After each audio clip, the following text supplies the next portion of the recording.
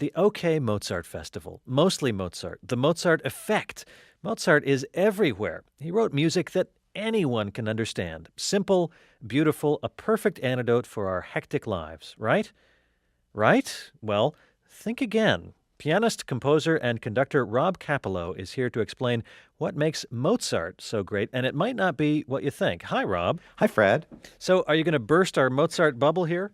Well, first of all, it was burst long before I came into the picture. You know, if you read the critics of Mozart's time, they're always saying, this is music for 5 or 6 intellectuals. I mean, the common person could never understand this. It's cerebral, it's intellectual, and it's not music from the heart.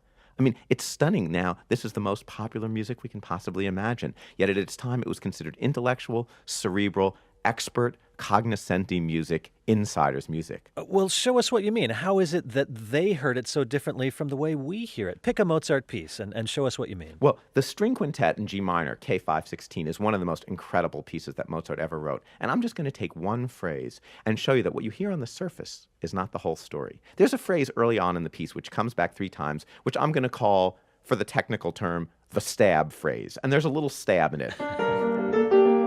Here's the stab. Now, in and of itself, that's a pretty simple phrase. The first bar is repeated. Then there's a stab bar. And then a return. Couldn't be simpler. 4 measures, harmless. You could hear that at a mostly Mozart festival. When it comes to the development section, it transposes, i.e. it starts the melody on another note, and it could have copied exactly like this. Stab. But the first thing that happens is, after the stab, instead of it goes, oh my God, it's completely not what you thought it would be. So he sets up our expectations, but he takes us in a very different direction. A completely different direction, and he hears the most bizarre things out of it. There's a stab here, then it's overlapped, then it's down here in the cello,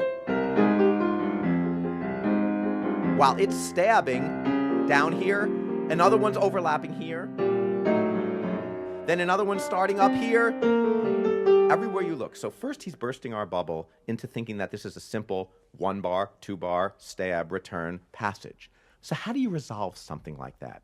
The standard thing is to take something complicated and make it simpler. And this is what makes Mozart great. You will barely even notice what happened. Here's the resolution at the end.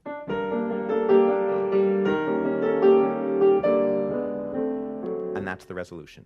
Now, if you don't listen closely, it would just go by. It would be a picnic on the lawn at Tanglewood. But what's actually happened is, what was 4 bars, 1, 2, 3, 4, has now become 1, 2, 3. Repeat. 1, 2, 3. So now we've got something that at one hand is simpler. We've completely removed the offending stab. But at the same time, it's more complex. It's now only 3 measures. It's asymmetrical at the very moment where it's supposed to be simple. And this is what makes Mozart's music great. It's kind of like a hologram. On the one hand, whenever the surface looks simple, there's something subtly subversive and asymmetrical underneath balancing it. However, when the surface seems complicated, there's some wonderful, simple, symmetrical balancing agent underneath. Like everything in life. Take any of the issues that face us, whether it's peace in the Middle East, affirmative action. On the one hand, they're simple, and yet on the other hand, they're complicated. And Mozart's music, like a hologram, manages to flash back and forth between the simple and the complicated at the same time. That's what makes this music so extraordinary.